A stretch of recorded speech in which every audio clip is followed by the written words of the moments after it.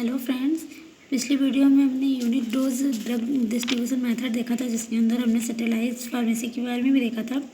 आज हम देखेंगे बेड साइड फार्मेसी के बारे में और distribution of drug to ICU, ICU and emergency wards में देखेंगे। पहले हम देखते हैं बेड साइड फार्मेसी क्या होती है। Pharmacist responsibilities are not only drug dispensing but participate in activities going on around the patient.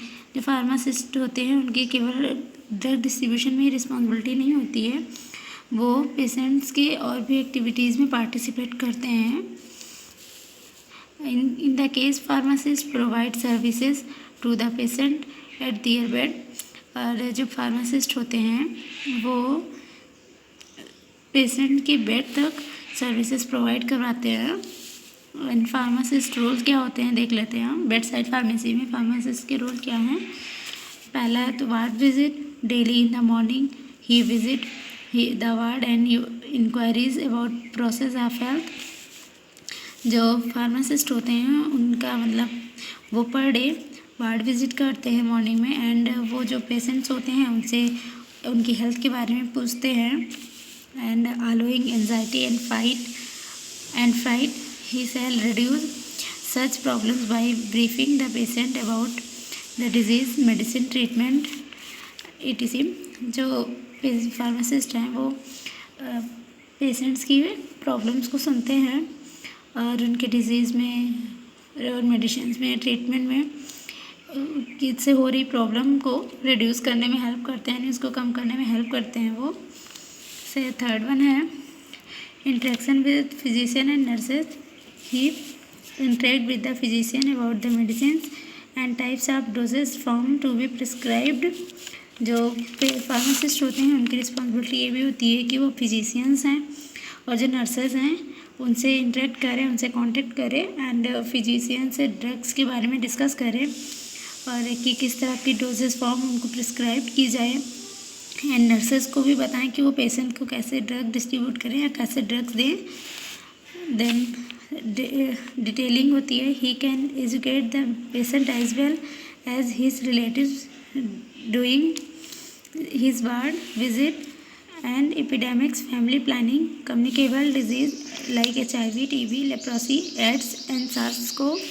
जो फार्मासिस्ट होते हैं वो पेशेंट्स को या उनकी फैमिली मेम्बर्स को एजुकेट कर सकते हैं अपने वार्ड विजिट के टाइम पे कि वो फैमिली प्लानिंग कैसे करें, कम्युनिकेबल डिजीज़ से कैसे बचें, जैसे कि HIV हो गया, TB हो गया, लेप्रोसी हो गया, इस समय क्या क्या प्रिकॉशंस लेनी चाहिए, हमें क्या क्या करना चाहिए। देखते हैं कि इम्पोर्टेंस क्या होती है, बेड साइड फार्मेसी की इम्पोर्टेंस क्या है। Bed side pharmacy so the pharmacy is expanding its role beyond compounding and dispensing. जो बेड साइड फार्मेसी होती है ये एक्सपेंडिंग रोल शो करती है कंपाउंडिंग और डिस्पेंसिंग के अलावा और भी कई सारे रोल्स अदा करती है, रोल्स फॉलो करती है। रोल्स है इसके। Bed side pharmacist interact with patient, nursing and medical staff. जो बेड साइड फार्मासिस्ट होते हैं जो कि विज़िट करते हैं पेशेंट्स को, वो करते हैं, एजुकेट करते हैं उनकी वो पेशेंट्स, नर्स और मेडिकल स्टाफ जो भी हैं उनसे इंटरेक्ट भी करते हैं, उनसे बातें करते हैं ड्रग्स के बारे में और डोजेस फॉर्म के बारे में डिस्कस करते हैं। अभी हम देखते हैं distribution of drug to ICU, ICCU and NICU and emergency wards में कैसे होते हैं। In hospital specialised unit dedicated for the patient who have life threatening illness और injuries and need intensive care and constant observation following other specialized unit। Hospital में काफ़ी सारे ऐसे units बनाए जाते हैं जो एक स्पेशल टाइप की होते हैं, जिसमें इलनेस या इंजरीज और इमरजेंसी केसेस को हैंडल किया जाता है और उसको वो स्पेशल टाइप की पर्सन्स और उसमें डॉक्टर्स होते हैं जिनके ऑब्जर्वेशन में वो सारा कुछ परफॉर्म किया जाता है वहाँ पे। जैसे पहला हो गया ICU, तो ICU का फुल फॉर्म हो जाता है इंटेंसिव केयर यूनिट और ICU is also known as intensive therapy unit और इंटेंसिव ट्रीटमेंट यूनिट और critical care unit is a special department for critical patient who need intensive treatment and continuous observation. जो ICU होता है उसको हम intensive therapy unit और intensive treatment unit या critical care unit के नाम से भी जानते हैं। ये एक स्पेशल टाइप का डिपार्टमेंट होता है जिसमें हम क्रिटिकल पेशेंट्स को जो रखते हैं जिनको इंटेंसिव ट्रीटमेंट की ज़रूरत होती है और कंटिन्यूस ऑब्जर्वेशन की भी ज़रूरत होती है। ऐसे पेशेंट को आईसीयू में शिफ्ट किया जाता है। एंड आईसीसीयू क्या होता है? Intensive coronary care unit. नाम से ही पता चल रहा है कि हार्ट से रिलेटेड होगा। यहाँ पे हार्ट से रिलेटेड प्रॉब्लम को डील किया जाता होगा। Is also known as an intensive cardiac care unit is a unit which focused on intensive treatment for heart issues such as coronary heart disease, cardiac dysrhythmia, heart attack, heart failure and other cardiac condition. जो ICCU होता है इसको हम intensive cardiac care unit के नाम से भी जानते हैं, जिसमें मेनली फोकस किया जाता है हार्ट इश्यूज से रिलेटेड, जैसे कोरोनरी हार्ट डिजीज हो गया और या फिर कार्डियक डायस्ट्रेमिया हो गया या हार्ट अटैक हो गया, हार्ट फेलियर हो गया एंड अदर कार्डियक कंडीशन। जो भी क्रिटिकल केसेस होते हैं उसको इसके अंडर में परफॉर्म किया जाता है या केयर किया जाता है, ट्रीटमेंट होता है। नेक्स्ट है एनआईसीयू, ए न्यूनेटल और न्यूबॉर्न इंटेंसिव केयर यूनिट। जैसे नाम से पता चल रहा है न्यूनेटल और न्यूबॉर्न, इसमें ऐसे बच्चों को रखा जाता है जिनकी डिलीवरी टाइम से पहले हो जाती है या फिर डिलीवरी के बाद उनमें कुछ कॉम्प्लिकेशंस होती है, कुछ बच्चों को प्रॉब्लम होती है, जैसे ब्रीथिंग प्रॉब्लम हो गई या फिर कोई भी प्रॉब्लम हो जिससे उनको कुछ परेशानी हो, तो उन बच्चों को एनआईसीयू में शिफ्ट किया जाता है। एंड इसमें है also known as a intensive care nursery is an intensive care unit specialising in the care of ill और प्रीमेच्योर न्यूबॉर्न इन्फेंट्स होते हैं। एनआईसीयू को हम इंटेंसिव केयर नर्सरी या फिर इंटेंसिव केयर यूनिट के नाम से भी जानते हैं। इसमें बीमार या प्रीमेच्योर न्यूबॉर्न इन्फेंट्स को रखा जाता है, यहाँ पे उनका ट्रीटमेंट होता है। एंड इमरजेंसी वार्ड जो होते हैं also known as a accident and emergency department. Emergency room और casualty department is a medical treatment facility specialising in emergency medicine, the acute care of patient who present without prior appointment either by their own means or by that of an ambulance. जो emergency ward होती है यहाँ पे हम accidental cases को या emergency accident, इसको हम नॉर्मली एक्सीडेंट या इमरजेंसी डिपार्टमेंट के नाम से जानते हैं, इमरजेंसी रूम के नाम से या काजली डिपार्टमेंट। यहाँ पे मेडिकल फैसिलिटीज़ होती है, मेडिकल ट्रीटमेंट या जो होती इमरजेंसी मेडिसिन होती हैं ये एक्यूट केयर पेशेंट के लिए होती है जो कि बिना अपॉइंटमेंट के यहाँ पे एडमिट किए जाते हैं, जिनको तुरंत इमिडिएटली हमें ट्रीटमेंट की ज़रूरत होती है। जैसे इसमें एक्सीडेंटल केस आ गए या फिर एम्बुलेटरी पेशेंट्स हैं या किसी को इमिडिएटली कोई प्रॉब्लम हो गई हो अचानक से, तो उनको इमरजेंसी वार्ड में शिफ्ट किया जाता है। ये लाइफ सेविंग ड्रग्स क्या होती हैं? लाइफ सेविंग ड्रग्स में है adrenaline, atropine, Xylocard, calcium gluconate, soda bicarbonate. Other emergency drugs are midazolam. Common drugs used for OP poisoning, atropine, PAM, diazepam. Common drug used for cardiac arrest, epinephrine हो गया, vasopressor हो गया, anti arrhythmic, amiodarone, lidocaine, atropine, sodium, calcium, thrombolytic agent. सारी drugs होती है cardiac arrest में use की जाने वाली कॉमन ड्रग्स हैं। The main groups of drug used in ICU are as follow. Opioid में मॉर्फिन हो गया, फेंटाइल हो गया, नालोक्सेन हो गया, पैथिडीन हो गया, बीएसजी मतलब बेंजोडाइजेप में आ गया, डायज़ेपाम हो गया, मिडाजोलम हो गया, लोराज़ेपाम हो गया और फ्लूमाजेनिल हो गया। सेडेटिव में प्रोपोल हो गया। ये सारी ड्रग्स होती है जो यूज़ की जाती है। एक टॉपिक और डिस्कस कर लेते हैं, ऑटोमेटेड ड्रग डिस्पेंसिंग सिस्टम। देखते हैं ऑटोमेटेड ड्रग डिस्पेंसिंग सिस्टम क्या होते हैं।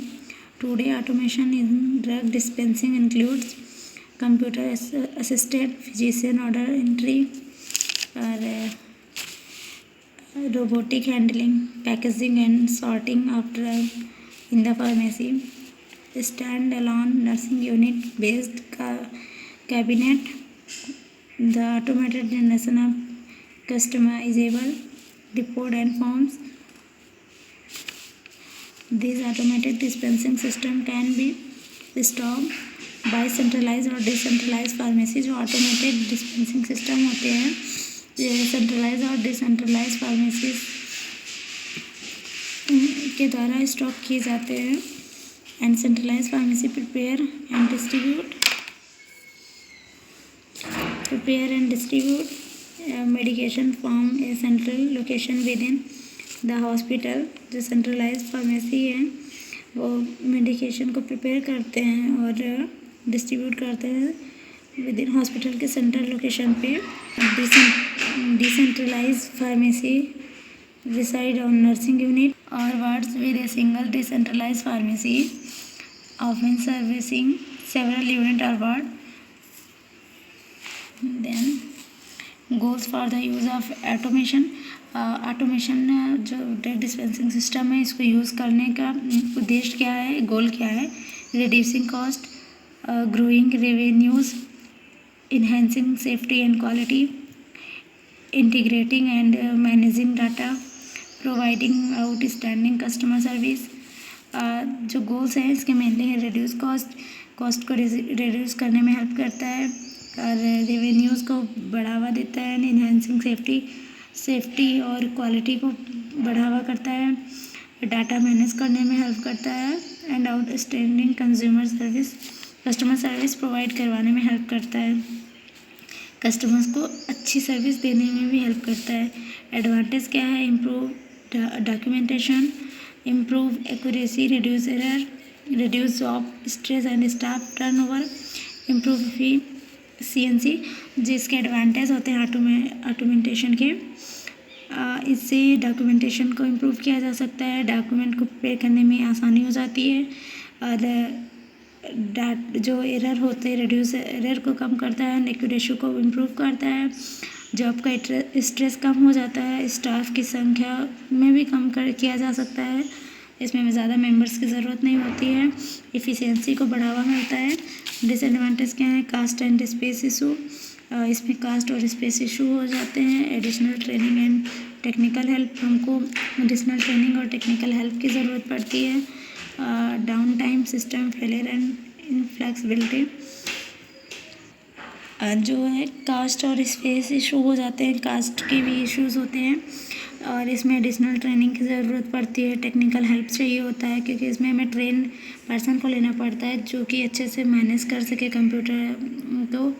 एंड सिस्टम फेल होने पे कभी कभी नेटवर्क एरर हो जाने की वजह से काम में प्रॉब्लम्स होती है, वो डिले हो जाते हैं. ऑटोमेटेड ड्रग डिस्पेंसिंग डिवाइस में क्या क्या आते हैं? स्मॉल सिस्टम्स में आते हैं पैक्सिस मेडिस्टेशन और Baxter ATC, script pro 200. And जो लार्जर सिस्टम में आते हैं Baker cells, Baxter international. Automated dispensing process में क्या है, स्टेप्स क्या होती है इसके?